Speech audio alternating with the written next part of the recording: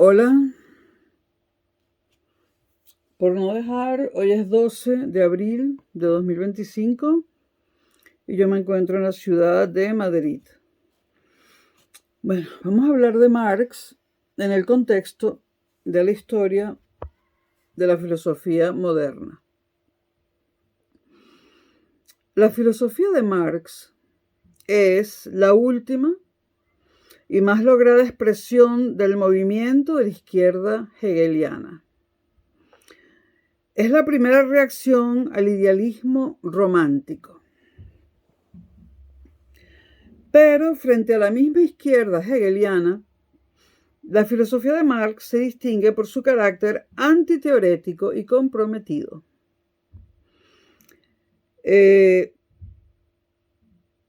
Comprometido a promover y dirigir el esfuerzo de liberación de la clase obrera frente a la sociedad burguesa que se había ido formando a consecuencia de la revolución industrial en el siglo XVIII. Al idealismo de Hegel, que partiendo de la idea pretendía justificar toda la realidad post factum, Marx contrapone una filosofía que partiendo del hombre tienda a transformar activamente esa realidad. A diferencia de Hegel, la acción, la praxis revolucionaria forma entonces parte de esa ideología.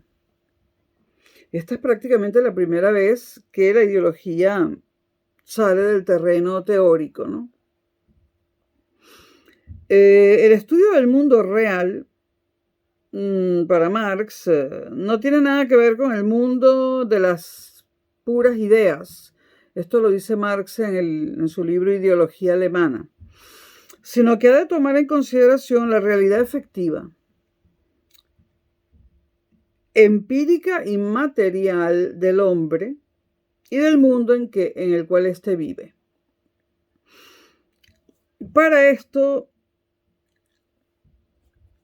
se desarrolla en los manuscritos económicos filosóficos de 1844. La filosofía de Marx está constituida sustancialmente por una antropología, porque tiene que ver con el hombre, por una teoría de la historia y por una teoría de la sociedad. Esta última partiendo de la reducción de la sociedad misma a su estructura económica. Una teoría, en realidad, de la economía.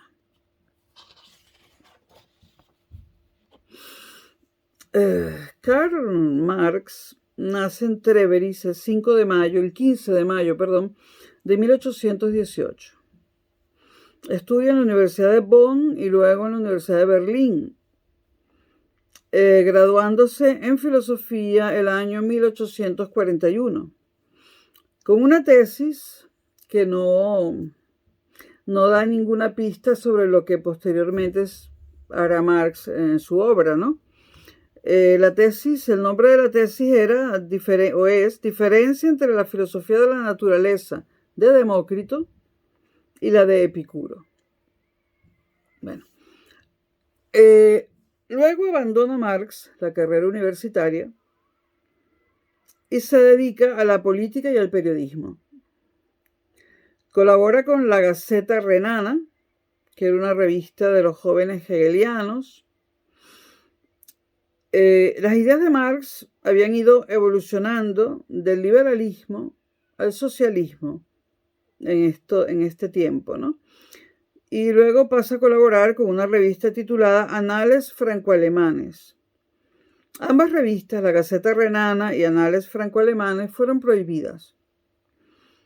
Desde 1843 vivió en París Marx y permaneció allí hasta 1845. Y colaboró con una revista alemana de refugiados llamada Adelante. Luego se ve obligado a salir de París también. Y se pasa a Bruselas, donde vive desde 1845 hasta 1848. Y en 1848, en colaboración con Engels, publica el Manifiesto del Partido Comunista, que marcó el comienzo del despertar político de la clase trabajadora y elevó el socialismo del terreno utópico al de la realización histórica. Los acontecimientos de 1848 volvieron a trasladar a Marx a Colonia, Köln y a París. Y por fin, en 1849, se estableció con su familia en Londres, donde murió el 14 de marzo de 1883. Los escritos de Marx más importantes son, en primer lugar, la crítica de la filosofía del derecho de Hegel, escrita en 1843 y publicada en 1844, Economía y filosofía, la Sagrada Familia o crítica de la crítica crítica, tesis sobre Feuerbach, que es un brevísimo pero importante escrito compuesto entre 1845 y publicado póstumamente por Engels. Ideología alemana, muy interesante, compuesta entre el 1845 y 1846. La miseria de la filosofía de 1847, dirigida contra la obra de Proudhon, titulada La filosofía de la miseria. Como recordarán, Proudhon era un socialista utópico, ¿no? Crítica de la economía política en 1859 y El Capital, volúmenes 1, 2 y 3, el 1 publicado en 1867 y el 2 y el 3 publicados póstumamente por Engels. Bueno, la antropología de Marx. El punto de partida de Marx es la reivindicación del hombre. El hombre existente en todos sus aspectos. Una cosa que ya había realizado Feuerbach.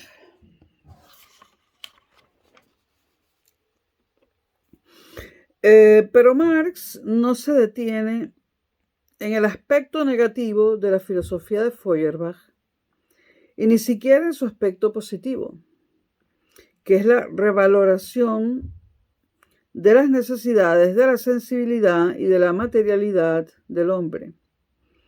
El aspecto activo y práctico de la naturaleza humana, que se constituye y realiza únicamente en las relaciones sociales. Entonces, para Marx, el aspecto activo y práctico de la naturaleza humana, para Marx se constituye y realiza únicamente en las relaciones sociales. Estas relaciones no ya contempladas, sino realizadas y comprendidas precisamente en su realización histórica, abren camino a lo que Marx llama el nuevo materialismo, en oposición al antiguo de carácter especulativo o contemplativo. Dice Marx en las tesis sobre Feuerbach, concretamente en la tesis número 11, los filósofos hasta ahora solo han interpretado el mundo diversamente, pero ahora se trata de transformarlo. Esta es una cita conocidísima, ¿no? Que se hace todo el tiempo. Es una de las citas más conocidas de Marx y se encuentra en la tesis número 11 sobre Feuerbach. Ahora, el punto de vista de Marx es el del nuevo materialismo dentro de una praxis revolucionaria. Si se ve el ser del hombre en sus relaciones externas con los demás hombres y con la naturaleza que le proporciona los medios de subsistencia, pero estas relaciones son determinadas históricamente por las formas del trabajo y de la producción. Esto es una idea clave dentro de la filosofía de Marx. El hecho de que estas relaciones entre los hombres se formen dentro de las formas del trabajo y de la producción. La personalidad real y prácticamente activa del hombre es solo la que se resuelve en las relaciones de trabajo en que el hombre se encuentra. Ahora, obviamente, estoy hablando de Marx, ¿no? Esto podría cuestionarse, etcétera. Estoy hablando de Marx. Al producir sus medios de subsistencia, el hombre, según Marx, los hombres producen indirectamente su propia vida material. Y esto es una idea que se encuentra también en Ideología Alemana. Ese libro de Marx es muy, muy interesante. Bueno, para Marx la producción y el trabajo no son un castigo, sino son el hombre mismo, su modo específico de ser o de hacerse hombre. Bueno, esta es una reducción del hombre bastante grosera, diría yo, ¿no? Pero bueno, cero opiniones personales. Esta fue una opinión personal. Bueno, el trabajo es para Marx una manifestación, más aún, la única manifestación de la libertad humana, de la capacidad humana de crear la propia forma de existencia específica. Pero no se trata de una libertad infinita. Cuando la forma asumida por las relaciones de producción, forma que ha condicionado la manifestación personal de los individuos, aparece como un obstáculo para tal manifestación, dicha forma es sustituida por otra que se presta mejor a condicionar estas manifestaciones y que a su vez pueda convertirse en un estorbo y ser también sustituida. Está Marx hablando de la sustitución de una forma de producción por otra a lo largo de la historia. No olvidemos que la filosofía de Marx es también una filosofía de la historia. Bueno, porque, dice Marx, y lo cito, en cada estadio, estas condiciones, las condiciones de la producción, ¿no? Corresponden al desarrollo contemporáneo de las fuerzas productivas, el que se da en ese momento, ¿no? Y que son recogidas por una nueva generación y por tanto es la historia del desarrollo de las fuerzas de los mismos individuos. En las relaciones de producción y por lo tanto en la determinación de la existencia humana históricamente condicionada, interviene todo el hombre para Marx, con sus necesidades y con su razón, con sus intereses y su ciencia, pero también interviene en su actitud práctica y activa. El desarrollo de las fuerzas productivas se verifica de modo distinto entre los pueblos o grupos humanos distintos. Y solo lentamente y de modo asimismo desigual determina el desarrollo de las formas institucionales correspondientes. Es decir, primero ocurre la transformación en los medios de producción y después y lentamente se van creando las instituciones acomodándose a esas relaciones de producción contemporáneas. Entonces, anota Marx que en otros países, como en Norteamérica, y se refiere a los Estados Unidos, el proceso de desarrollo comienza, y lo dice Marx textualmente, con los individuos más evolucionados de las viejas naciones, y por tanto con la forma de relaciones más desarrollada, correspondiente a estos individuos, incluso antes de que esta forma de relaciones pueda imponerse a otros países. Esto quiere decir que la reducción operada por Marx del individuo, es decir, del ser humano, a las relaciones sociales, no implica para nada el aplastamiento del individuo mismo bajo las formas ya realizadas de tales relaciones.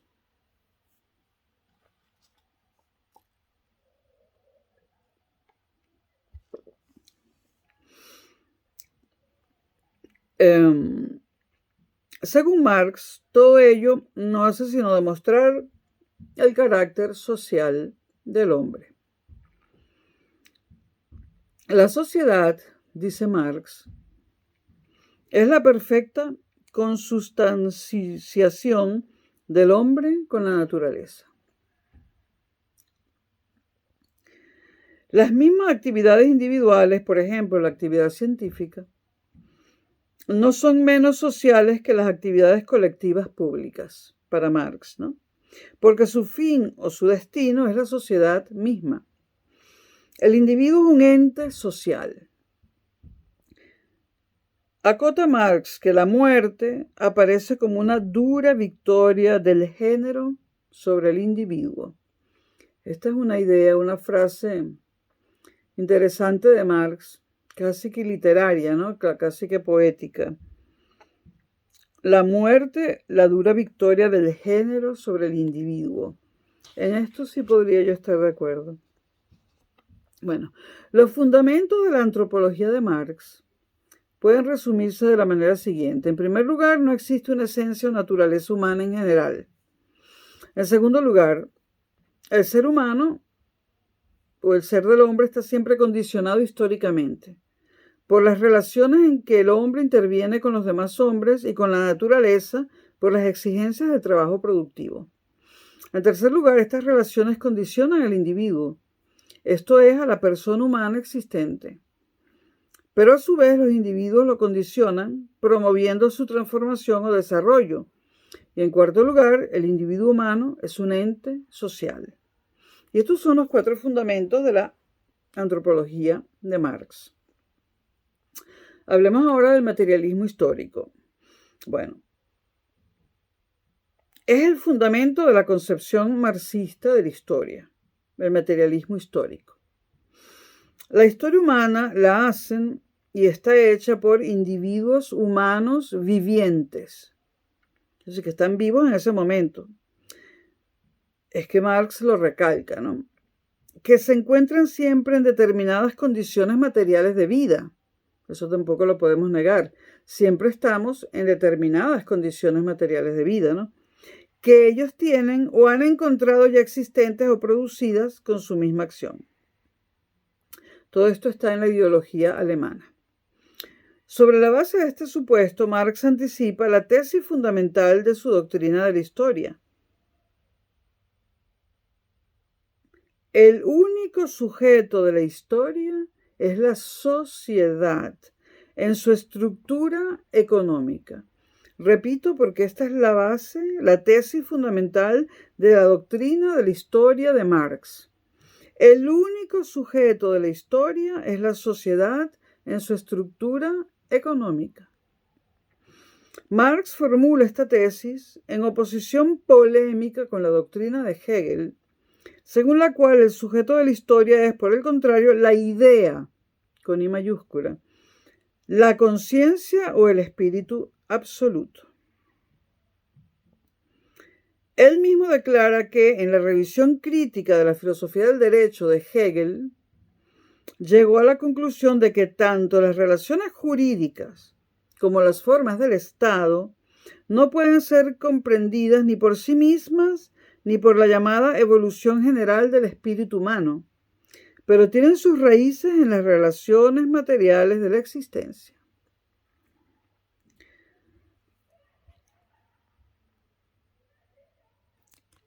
Para la crítica de la economía política, dice Marx, en la producción social de su existencia, los hombres entran en relaciones determinadas, necesarias, independientes de su voluntad, en relaciones de producción que corresponden a un grado determinado de sus fuerzas positivas materiales. El conjunto de estas relaciones constituye la estructura económica de la sociedad, o sea, la base real sobre la cual se alza una supraestructura jurídica y política, y a la cual corresponden formas determinadas de la conciencia social. En general, el modo de producción de la vida material condiciona el proceso social, político y espiritual de la vida. No es la conciencia de los hombres lo que determina su ser, sino al contrario, su ser social el que determina su conciencia. Bueno, eso puede ser cierto, pero con muchas acotaciones, desde mi punto de vista.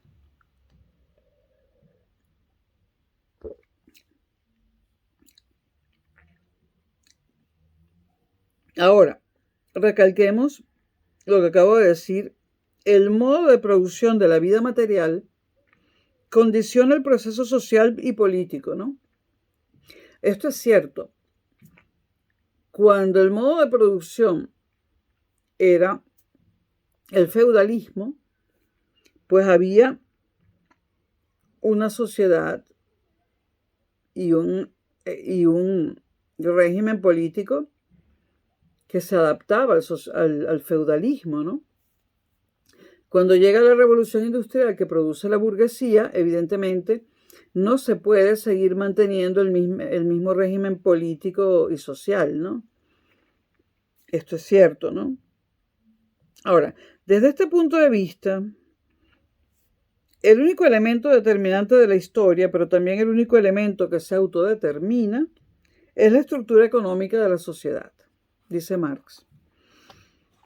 En cambio, la supraestructura, las leyes, todo aquello por allá arriba, con todo lo que forma parte de ella, es una especie de sombra o reflejo, de la estructura que solo participa indirectamente de su historicidad. Marx entiende por supraestructura, además de las formas del derecho y del Estado, la moral, la religión, la metafísica y cualquier otra forma ideológica, así como también sus formas de conciencia correspondientes. No es la conciencia la que determina la vida, según Marx, sino la vida la que determina la conciencia. Y esto lo recalca Marx en su obra nuevamente, Ideología Alemana.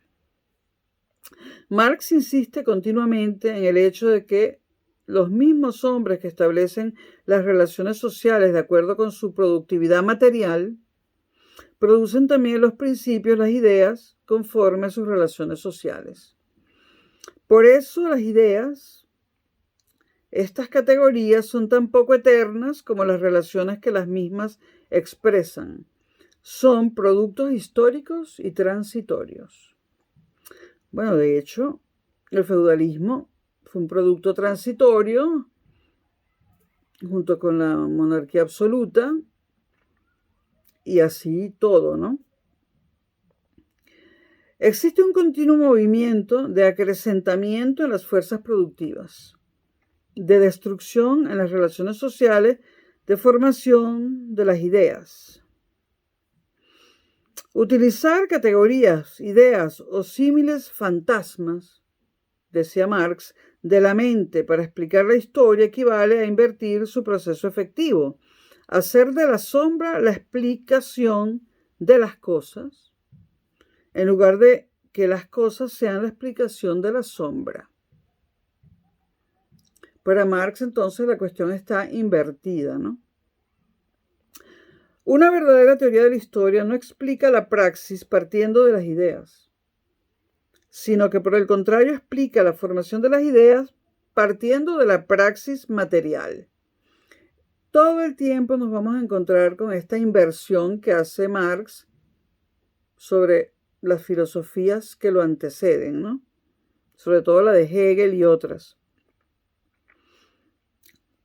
Y todas las filosofías idealistas, ¿no?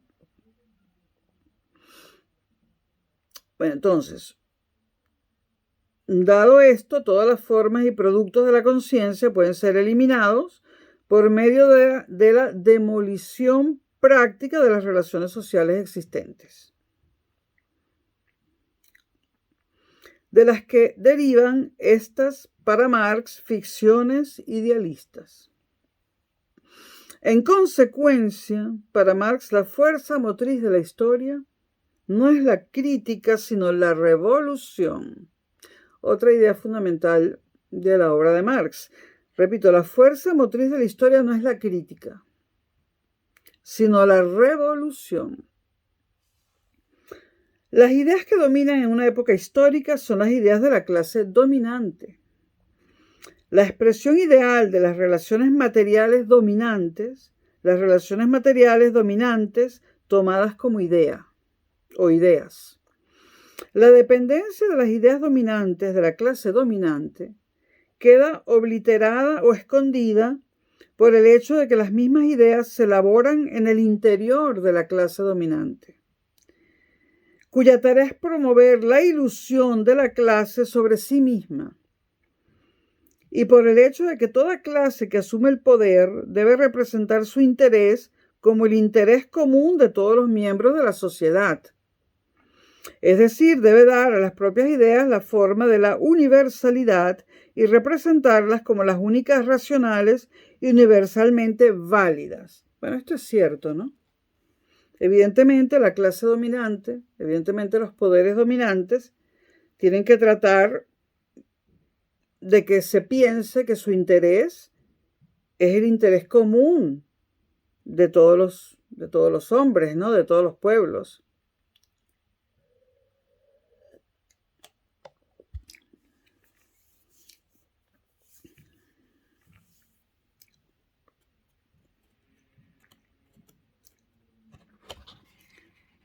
Es Aquarius. Bueno, seguimos con Marx. Solo la estructura económica de la sociedad tiene propiamente historia, para Marx. El meollo de la historia, pero de la historia en general, está constituido por la relación entre las fuerzas productivas y las relaciones de producción, es decir, las relaciones de propiedad. Cuando las fuerzas productivas alcanzan cierto grado de desarrollo, entran en contradicción con las relaciones de producción existentes, que dejan de ser para pasar a ser condiciones de desarrollo y transformarse en cadenas. Entonces se produce una verdadera revolución social. Una formación social no muere hasta que no se han desarrollado todas las fuerzas productivas a que puede dar curso. Es decir, la relación social anterior produce la relación social que va a venir a continuación. Las nuevas relaciones de producción solo aparecen cuando en el seno de la vieja sociedad ya están maduras las condiciones materiales de su existencia. Marx admite, por lo tanto, el progreso incesante de la historia. Esto es muy importante. Marx admite el progreso incesante de la historia. A su muy particular manera, pero lo admite, ¿no? Los modos de producción, decía Marx, asiático, antiguo, feudal y burgués moderno, pueden ser designados como épocas que marcan el progreso de la formación económica de la sociedad. Asimismo, bueno, y esto último está para la crítica de la economía política de Marx. Ahora, asimismo, admite que este progreso va dirigido al logro de una forma final y conclusiva. Las relaciones de producción burguesa son la última forma antagonista del proceso de producción social. Y esto es importante. Para él, las relaciones de producción burguesa son las últimas formas, es la última forma antagonista del proceso de producción social. Y digo yo, qué casualidad que eso se da justamente cuando Marx está vivo, ¿no? Y no en el futuro, ¿no? Bueno. Pero las fuerzas productoras que se desarrollan en el seno de la sociedad burguesa crean al mismo tiempo las condiciones para la solución de este antagonismo. Con esta formación social se cierra la prehistoria de la sociedad humana. Es decir, para Marx, con la burguesía, de última, se cierra, incluyéndola, la prehistoria de la sociedad. Es decir, que la burguesía es el último estadio de la prehistoria. Después de la prehistoria ya no habrá historia. Esto es devenir o progreso. Es decir, será el fin de la historia. Pues faltará la única razón del mismo, la contradicción entre las fuerzas productivas y relaciones económicas. Bueno, esto tiene sentido si lo vemos, si lo interiorizamos y pensamos sobre esto, tiene mucho sentido. Bueno, el comunismo.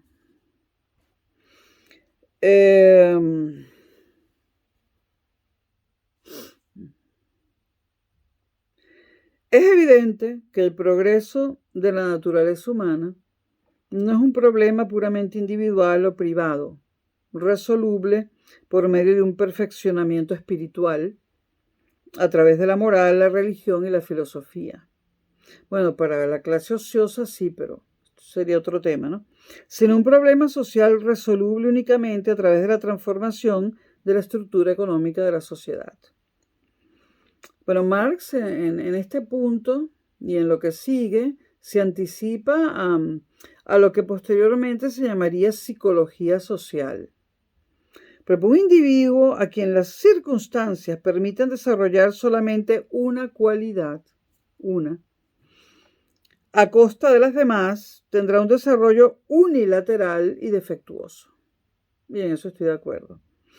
A no ser que el individuo haya escogido desarrollar solo esa cualidad, ¿no? Pero si el individuo pero si el menú del individuo es solamente esa cualidad y eso es lo único que puede escoger, estoy de acuerdo en que su desarrollo será unilateral y defectuoso y lleno de frustración, etcétera, ¿no? Bueno. Un individuo que viva en un ambiente estrecho e inmóvil, sigue Marx, solo será capaz si siente necesidad de pensar de un pensamiento abstracto que le sirva de evasión a su miseria diaria. Un individuo, sin embargo, que tenga relaciones múltiples y activas con el mundo, será capaz de un pensamiento universal y vivo. El comunismo, y todo esto está en la ideología alemana, lo que acabo de decir. El comunismo se presenta entonces como la única solución del problema del hombre. Por ser la única solución que hace depender la realización de una personalidad humana unificada y libre de una transformación de la estructura social que condiciona a la persona misma. La sociedad capitalista, dice Marx, nacida de la división del trabajo, yo la división del trabajo la detesto. Eso fue obra de un tal Taylor que produjo en este mundo en el que vivimos la mayor alienación de la que se pueda tener conocimiento, ¿no? Pero al mismo tiempo digo que el error de Marx, uno de sus errores, quizás el más grande, es creer que la alienación la sienten todos los seres humanos cuando están en las mismas circunstancias, etc. Y no es cierto. Yo estoy completamente segura que la alienación la sentimos pocos. Si no, el mundo no tendría tantos productos produciéndose, valga la redundancia, a no sé cuántos millones de artículos por nanosegundo.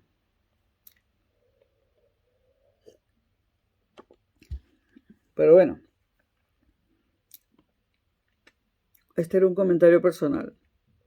Repito, la sociedad capitalista, dice Marx, nacida de la división del trabajo, qué cosa tan horripilante, que ha dividido claramente capital y trabajo, y no solo capital y trabajo. Pero esto lo dejo, no lo voy a comentar personalmente, pero no solo capital y trabajo, porque el trabajo lo ha subdividido, la división del trabajo.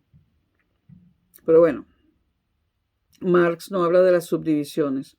Bueno, esta división produce, según Marx, una laceración interna en la personalidad humana, de la personalidad humana. Bueno, esto es verdad.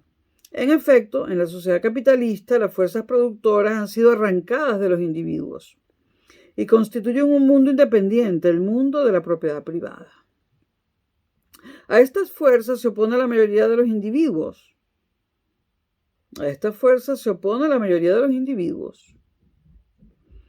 Que privados de todo contenido real de vida, bueno, en una línea de producción, en una línea de ensamblaje del siglo XIX, evidentemente ahí no hay ningún contenido real de vida. Eso es miseria pura, en eso coincido con Marx, ¿no? Entonces, a esta fuerza se opone la mayoría de los individuos que, privados de todo contenido real de vida, se ven convertidos en individuos abstractos, aunque estén situados en la condición de entrar en vinculación entre sí. El trabajo, que es el único modo por el que los individuos todavía pueden entrar en relación con las fuerzas productoras, ha perdido para ellos toda apariencia de manifestación personal y sustenta su vida solo a condición de pervertirla. Esto es cierto, y estas cosas son las que han hecho de Marx algo tan atractivo para tanta gente, sobre todo para tanta gente joven, ¿no? El comunismo, al suprimir la propiedad privada, esto es el capital, elimina la escisión que la misma ha introducido en la estructura social y en la personalidad de los individuos. Entonces el trabajo vuelve a ser la actividad autónoma, personal del hombre, el instrumento de la solidaridad humana. El comunismo, dice Marx, es el retorno completo y consciente del hombre a sí mismo, como hombre social, es decir, como hombre humano. Y esto está en los manuscritos económicos filosóficos de 1844, que para mí es lo más fascinante de la obra de Marx, ¿no? Junto con la ideología alemana y todo lo demás, pero estas dos cosas, los manuscritos del 44 y la ideología alemana. Bien. El comunismo realiza la naturalización del hombre y la humanización de la naturaleza. Esta realización se efectuará por grados, es decir, gradualmente. En una primera fase de la sociedad comunista, dice Marx, nacida de la sociedad capitalista tras prolongados trabajos de parto, será inevitable cierta desigualdad entre los hombres, particularmente una desigual retribución a base del trabajo prestado. Solo en una fase más elevada de la sociedad comunista, con la desaparición de la división del trabajo y por ende del contraste entre el trabajo intelectual y el manual, cuando el trabajo se haya convertido no solo en medio de vida, sino en necesidad de la vida, y cuando las fuerzas productoras hayan conseguido su desarrollo, la sociedad podrá escribir sobre su propia tandera, cada uno según su capacidad y cada uno según sus propias necesidades. De esto que es el comunismo auténtico, según Marx, Marx distingue el comunismo rudo y primitivo, que no consiste en la abolición de la propiedad, sino en la atribución de toda la propiedad a la comunidad, es decir, en la conversión de todos los hombres en proletarios. Según Marx, este comunismo rudo y primitivo es una manifestación de la bajeza de la propiedad privada, que pretende establecerse como comunidad positiva. Y esto está en los manuscritos del 44. Nuevamente, es una expresión de lo que hoy, después de Nietzsche y Scheler, llamamos resentimiento. Esto es verdad. Dice Marx, este comunismo, en cuanto que niega en todas partes la personalidad del hombre, es solo la expresión consiguiente de la propiedad privada, que es tal negación. Si la propiedad privada es la negación de la personalidad del hombre para Marx. La envidia general, que se convierte en una fuerza, es únicamente la forma oculta en que se establece la avaricia, satisfaciéndose de otra manera. El pensamiento de toda propiedad privada como tal se revuelve, al menos contra la propiedad más rica, en envidia y ansia de nivelamiento. Manuscrito del 44 nuevamente. El nacimiento y la afirmación y la victoria del comunismo están condicionados por el desarrollo económico. El comunismo, esto es importante, el comunismo no puede ser un ideal deber ser, una utopía que se contraponga a la realidad histórica y que pretenda torcerla en su dirección. No. Marx afirma enérgicamente que la clase obrera no tiene que realizar ningún ideal.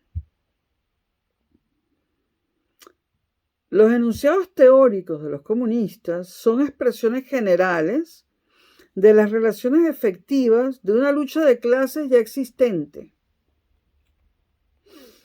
El fin de la sociedad capitalista y el advenimiento del comunismo serán debidos a un desarrollo inevitable de la misma economía capitalista, la cual, mientras por un lado es incapaz de asegurar la existencia de los trabajadores asalariados, de los cuales no puede prescindir, por otro lado, une a los mismos trabajadores en la gran industria y hace de ellos una fuerza destinada a destruirla. Esta eliminación total del elemento ético, confiar la realización de la exigencia humana del comunismo únicamente al desarrollo de la estructura económica de la sociedad capitalista, es la consecuencia inevitable del materialismo histórico, que sería negado en absoluto donde se admitiese que una ideología cualquiera, incluido el comunismo, pueda nacer o realizarse independientemente de la estructura económica de la sociedad o en contra de ella. Toda la validez del comunismo como ideología política depende de la demostración de la tesis de que este es el desenlace inevitable del desarrollo de la sociedad capitalista.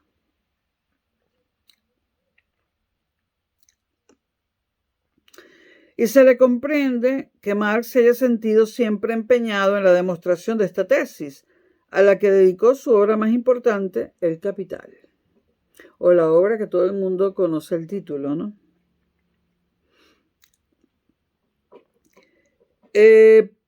Presupone la filosofía de la historia de Marx. El materialismo histórico y la doctrina económica del capital se relacionan entre sí como las premisas mayor y menor de un silogismo. El materialismo histórico afirma que ningún campo histórico se produce por la acción de una ideología o de un ideal utópico. El comunismo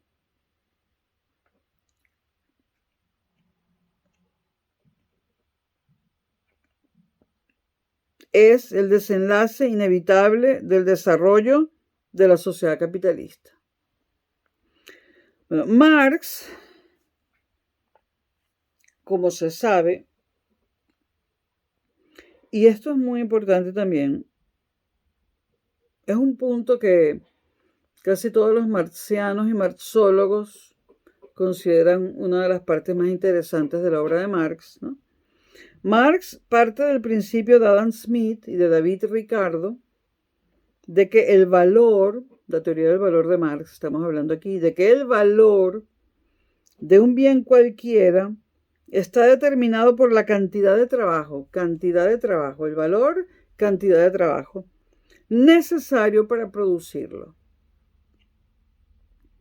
Claro que aquí Marx no menciona el trabajo intelectual de los científicos y posteriormente de los ingenieros e inventores que hacen posible que existan esas fábricas dentro de las cuales hay máquinas, ¿no?, diseñadas por mucha gente. Ese trabajo, el de pensar cómo diseño la máquina, el de descubrir principios científicos, parece que Marx lo olvida, o peor aún, se lo achaca al obrero, que él llama proletario. Y perdónenme, pero el obrero no inventa nada. Y además no sé qué es peor, si ser un campesino en el feudalismo o un obrero en el siglo XIX. Bueno, creo que era mejor ser un campesino, no sé. Bueno.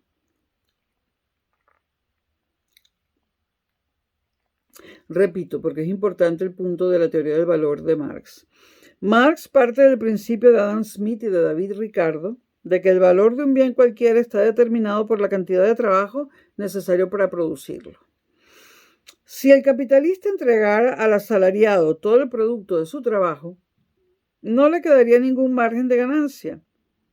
En cambio, el capitalista compra al asalariado la fuerza de trabajo, pagándola como se paga cualquier otra mercancía. Bueno, como sabemos, el precio del trabajo es el sueldo, así como el precio del dinero es la tasa de interés, etc. Bueno, entonces, compra al asalariado la fuerza del trabajo pagándola como se paga cualquier otra mercancía, a base de la cantidad de trabajo que basta para producirla. Y de esta manera llegamos al fenómeno del plusvalor, que yo prefiero llamar plusvalía. La parte del valor, ¿qué es la plusvalía? Es la parte del valor producido por el trabajo asalariado de que se apropia el capitalista, la plusvalía.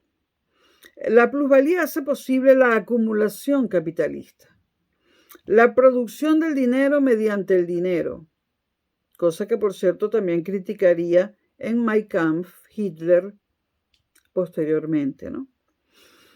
Y esto, la producción del dinero mediante el dinero, la acumulación capitalista, es el fenómeno fundamental de la sociedad burguesa. Esto está todo en el Capital. Marx defiende esta tesis con un análisis minucioso y detallado del nacimiento de la moderna sociedad capitalista y orienta este análisis a demostrar las dos tesis fundamentales que deberían justificar el comunismo desde el punto de vista del materialismo histórico. En primer lugar, la ley de la acumulación capitalista, por la cual la riqueza tendería a concentrarse en pocas manos. Y en segundo lugar, la ley del empobrecimiento progresivo del proletariado, por la cual, paralelamente a la acumulación del capital, se verificaría el nivelamiento en la miseria de todos los grupos productores. Estos, al llegar a cierto punto, estarían dispuestos o estarán dispuestos y preparados a la expropiación de la exigua minoría capitalista para asumir así todas las funciones y poderes sociales. De este modo, la producción capitalista debe producir, al llegar a cierto punto, su propia negación. La sociedad capitalista será destruida por su propia contradicción interna. Hablemos ahora de la alienación, para Marx. La condición del hombre en la sociedad capitalista ha sido a veces, pero especialmente en las obras de la juventud de Marx, caracterizada por Marx como alienación. Marx tomó este concepto de Hegel, que lo había empleado en las últimas páginas de la Fenomenología del Espíritu. Bueno, en el siglo XX, Ernesto Sábato habló mucho de la alienación, ¿no? En libros como El escritor y sus fantasmas, Uno y el universo, y otros muchos ensayos de Sábato. Bueno, en las manos de Marx, esta noción, la alienación, se transforma por completo. En primer lugar, el sujeto de la alienación, para Marx, es el hombre real y existente. Y la alienación es la condición histórica en que el hombre viene a encontrarse ante la propiedad privada de los medios de producción. La propiedad privada transforma los medios de producción de simples instrumentos y materiales de la actividad productiva humana en fines a los que se subordina el mismo hombre. Son los medios de producción los que emplean al obrero. El proceso vital del capital consiste únicamente en su movimiento de valor que se valora a sí mismo. Para Marx, la propiedad privada aliena al hombre de sí porque lo transforma de fin en medio. Esto es cierto.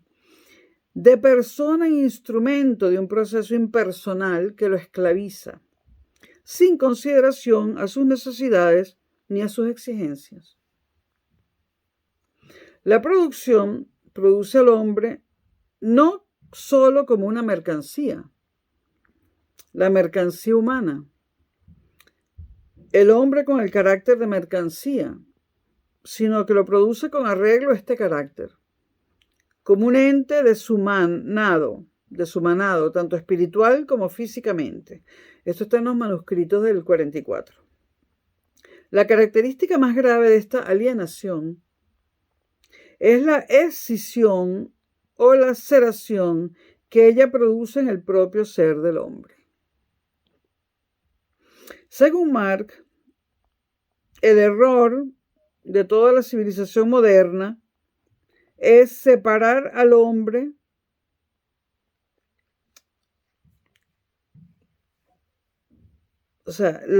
la civilización moderna, según Marx, separa al hombre de su ser objetivo. Eso es cierto. Como si fuese un ser meramente exterior o material. Y de esta manera no asume el contenido del hombre como la verdadera realidad del mismo. En cambio, el comunismo, en cuanto es la efectiva supresión de la propiedad privada como autoalienación del hombre, es la apropiación real de la esencia humana por parte del hombre y para el hombre. La verdadera solución del conflicto entre existencia y esencia, libertad y necesidad, individuo y género. La necesidad del paso, y ahora hablaremos de la dialéctica, la necesidad del paso de la sociedad capitalista a la sociedad comunista es, según Marx, de naturaleza dialéctica. Más aún, es la misma dialéctica. Para Marx, en primer lugar, la dialéctica es un método para comprender el movimiento real de las cosas y no las abstracciones conceptuales. En segundo lugar, este método, la dialéctica, consiste en comprender no solo el estado de cosas existentes, sino también la negación del mismo. En tercer lugar, la conclusión a la que este método conduce es la destrucción del estado de cosas existente. Marx afirma que el método dialéctico constituye la ley de desarrollo de la realidad histórica.